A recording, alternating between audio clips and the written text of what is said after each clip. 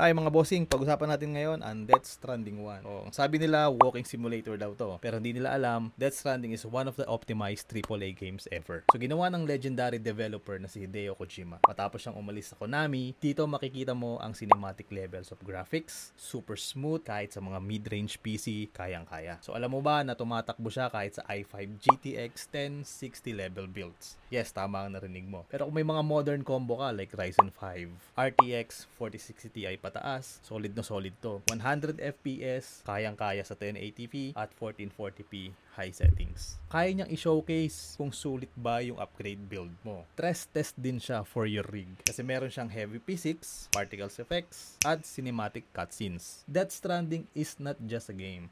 It's a masterpiece na parang pelikula, benchmark, at unique experience. So ang tanong, para sa iba yung game na to, walking simulator lang ba siya? Comment mo sa comment section. So pag-usapan natin. Meron akong full video ng Death Stranding or playthrough. Makikita nyo sa aking YouTube channel. So follow for more and see you on the next video.